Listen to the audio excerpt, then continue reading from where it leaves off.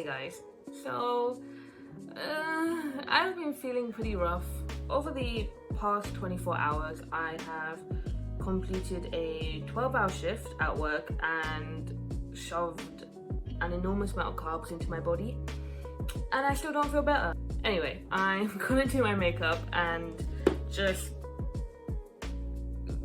regurgitate all of my feelings out, so by the end of this video, hopefully I feel at least a little bit better. Although I'd like to point out that I have zero skills in the makeup department and I don't even know what the hell I'm doing. Yeah, please don't follow my advice. If anything, take this as a what not to do with your makeup. Okay, number one on the agenda. My skin. I feel like my skin actually looks not that bad on camera. Like, it's quite shiny actually. Wearing my mask almost every day has definitely caused me to like break out in certain spots. I'm going to start off with the NYX Studio Perfect Photo Loving Primer. I quite like this primer. I don't know if it actually makes my skin look better, but it definitely makes it feel a lot better. Like, my skin feels very soft and it feels like I don't have any pores. So I'm going to take it. For foundation, I'm going to be using the NYX Bear With Me Tinted Skin Veil in the color Deep Sable. Yeah, the bottle kind of exploded, so I'm keeping it covered with some tissue and an elastic band. Those kind of coming off. This tinted moisturizer is like so close to my skin color. It's kind of amazing and scary at the same time. And I feel like as a person of color, it's really hard to find BB creams and tinted moisturizers because sadly they really don't cater for a lot of skin tones, and the darker you are, the harder it gets. And I don't tend to cover my entire face because it's a tiny tube. I just like to let it sit on the parts where I want to cover up any discoloration or pimples and then just blend it out. So I'm the type of person who just doesn't let herself feel sad. I'm always like, oh, someone in the world has it harder than you and is going through with way worse stuff than you are. So stop being a big baby and get on with life. And I feel like in a lot of times that is true.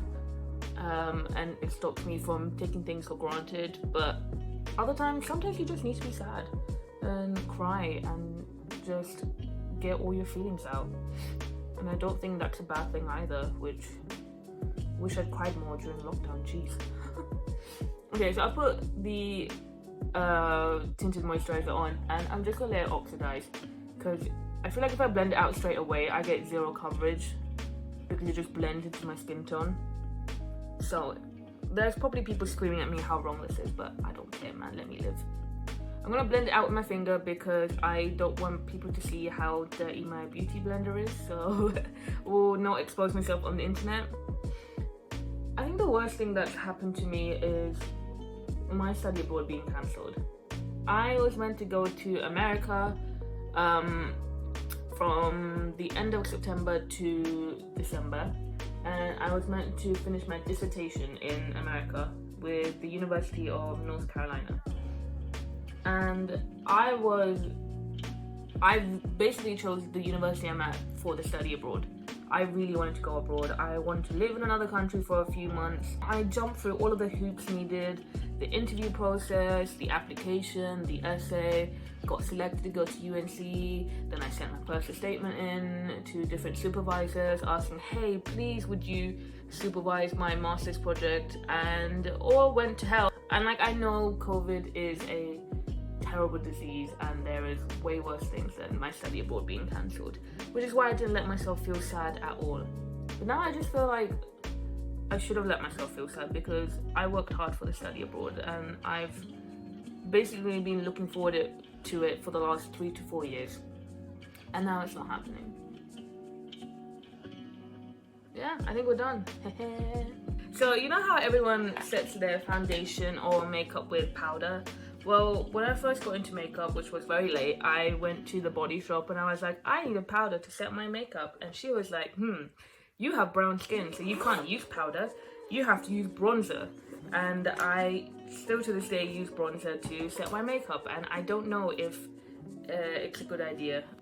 I have been working a lot this summer and I started my part-time job back in first year in a pharmacy, and it's been great. It really has. It has helped me learn so much and has helped me feel more confident in my degree, because whatever I learn in my degree I can actually practice it at work. But I also feel like every summer I am in that shop busting my butt off, and this year I kind of just wanted to take it easy. I tried to leave but then when I handed my notice in, the pandemic happened and they were like, oh, please don't leave. And then I felt bad because I'm such a people pleaser, so I said okay.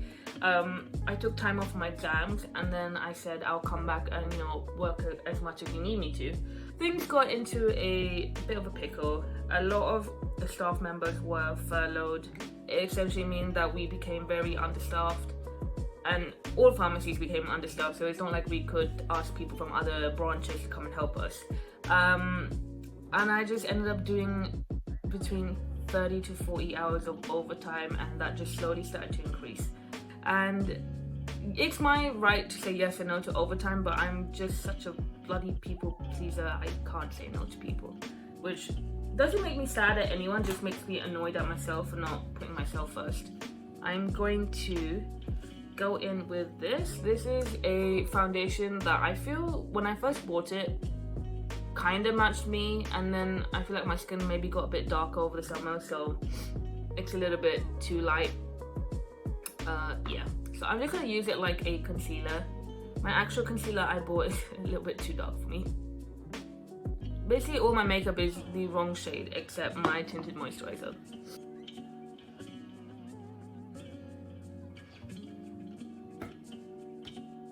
Hi. Another part of me really wants to move out for 4th year, but I don't see the point in moving out because our master's project has turned into like offline study, and we're not going to do any lab work for our project. It's all going to be like anything that allows us to stay at home. So it doesn't make sense for me to spend thousands of pounds on accommodation to live out in London. But me and my parents are definitely not getting along very well. They're still great, I don't have an issue with them, but we're definitely clashing more than usual because we've all been stuck in this house, and I don't know if I can take another 4 months of this. I also feel guilty for leaving them. You know, I'm the last child. My Asian parents have problems with letting me have freedom and control, even though I'm very much at the age where I should be able to decide what I want for myself. And again, everything boils down to being a people pleaser, so I think I'm going to set this with powder again. I don't know what I'm doing. Please don't hate me. Lately, I've also been thinking that when I was younger, I really liked a lot of boyish stuff because I had an older brother and I wanted to spend time with him. So I fell in love with like Pokemon and Beyblade and Digimon, and I loved it. I still love those things even now. But when I was a kid, I thought that I could not love those things and be girly. And I'm talking like very young, like kindergarten, primary school. And I was like that very boyish girl who only played with the boys, and look at me, I'm so cool, I'm not girly like all the others, and felt satisfaction when the guys would be like, oh yeah, you're so cool, you're not like them. And then as I grew up, I slowly started to realize that I wish I had been more girly and done girlier things then, because everyone my age can do their makeup amazing, and then there's me who doesn't know what the hell I'm doing anymore. I think I'm gonna move on to eyeshadow. Oh, again, I'm using the NYX. I have everything NYX here because, I don't know, I like NYX. I'm using their Ultimate Edit palette. This was like a little gift if you bought 3 things and it totaled over £20. I just like to use the kind of brick red one over here. Whoa! Oops. I like to use this color here because I feel like it's the only one that actually appears on my skin tone. Shout out for being brown. I don't know how to do eyeshadow. I just apply one color and hope for the best. Oh god, oh god, oh god, oh god, oh god, oh god. So I went on a weight loss journey again, which is nothing new for me, honestly. Oh yo, this brush is pretty good. And I've been posting on TikTok. I have been posting like 1-minute videos of what I eat in a day. And I don't know, I kind of was expecting it to be like YouTube where like maybe 10 people would watch it. But my first video is sitting at 500 views, which I think for TikTok is low apparently, I don't know. But I'm really happy with that. Okay, yeah, that's all I really do. I just put red. You know, for the first time it's quite nice. I don't think it ever looked this nice before. I'm happy. And then for blush, I think it's a Lancome one. Yeah, I have this Lancome blush palette that I don't even know what color it is. Oh, it's called Berry Flamboyante. I love it. It kind of matches my eyeshadow. And then while also scrolling through TikTok, I think I've landed myself into the manifestation TikTok. There's just like loads of videos of people talking about the law of attraction and how you can manifest your dreams if you 100% believe in it. And I really want to do it. There's certain like dreams that I don't even have the courage to dream, basically. And I really want to try it. But they keep saying the manifestations don't work if you don't 100% believe in it. And I feel like even if I 99% believe in it, there's always that 1% of me that doesn't, so it won't work. Okay, I think we're looking much better. I'm gonna use this Nivea lip balm in the watermelon flavor because it adds a bit of a shine to my lips, but it's not very colorful. But I hate the smell of watermelon. Last year I permanently straightened my hair because I just did not understand that I had curly hair and kept trying to straighten and blow dry it all the time, and basically ruined my hair. So I got it permanently straightened, which was fun. I really enjoyed my hair during that time. But as my hair grew out, I kind of liked my natural hair again and ended up with this very awkward curly hair, pin straight. So I've chopped off a good 3-4 inches of my straight hair in an attempt to have my natural hair back, but the ends are still quite straight. So I still need to grow a couple more inches before I chop my hair off. Let me just fix my hair. Yeah, I think we're done. Let me just pull my fringe out. My hair is a little bit messy, but I generally don't care. I'm just going to sit down and edit this entire video today, so I'm not actually going anywhere.